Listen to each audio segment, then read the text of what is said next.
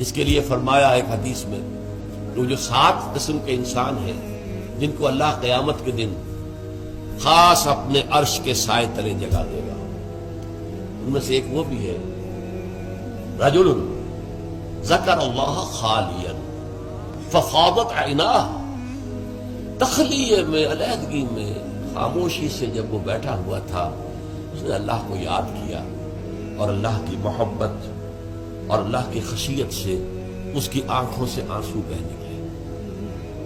یہ اللہ کا ہجر ہے، یہ جو زندگی ہے یہ اللہ سے ہمارے ایک ہجر کا ذریعہ ہے، پردہ پڑا ہوا ہے ہمارے اور رب کے درمیان، غیب کا پردہ پڑا ہوا ہے۔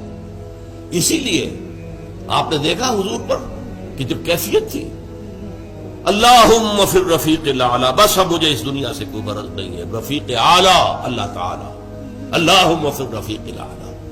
اب تو بس یہ جو بھی، حالانکہ حضور کے لیے تو اس دنیاوی زندگی میں بھی حضوری ہی حضوری تھی۔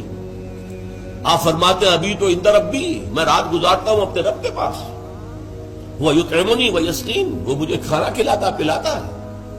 اس لیے کہ جب آپ روزے رکھتے تھے 2 دن کا روزہ، 3 دن کا روزہ، کہ شام کو افطار نہیں کیا بلکہ وہی روزہ رات میں بھی چل رہا ہے، پھر اگلے دن شروع ہو گیا وہ روزہ چل رہا ہے 2 دن 3 دن، اس کو صوم وصال کہتے ہیں۔ صحابہ کو آپ نے سختی سے روک دیا، مت، ہرگز نہیں۔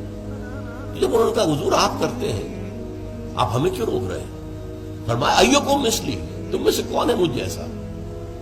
ابھی تو عند ربی، میں تو اپنے رب کے پاس رات گزارتا ہوں، وہ یطعمنی ویسقین، وہ مجھے کھانا کھلاتا ہے پلاتا ہے۔ اب وہ کیا کھانا ہے کیا پلانا ہے وہ اللہ جانے، اس کا رسول جانے، ہم تو اس کا تصور نہیں کر سکتے۔ یہ معاملہ جو ہے تو اللہ تعالیٰ کے ساتھ وہ محبت، وہ لگاؤ، وہ تعلق، تو اگرچہ زندگی میں بھی حضور کے اور اللہ کے درمیان کوئی حجاب نہیں تھا، جیسے حجاب ہمارے ویسا تو نہیں تھا نا، جو بھی باریک سا پردہ تھا وہ بھی اب گوارا نہیں۔ اللہم فی الرفیق الاعلی، اب تو اللہ تعالیٰ ہی سے بس، جو رفیق ہے، بلند رفیق۔ اسی لیے کہا اقبال نے نشان مرد مومن باتو گویم جو مر گائے تبسم بر لبے او۔ مرد مومن کی نشانی یہی ہے کہ جب موت آتا ہے اس کے چہرے پر تبسم۔ موت در حقیقت اپنے محبوب سے وصال کا دروازہ ہے، اپنے محبوب سے ملاقات کا دروازہ ہے، لہذا موت کے خوف کا کوئی سوال پیدا نہیں ہوتا۔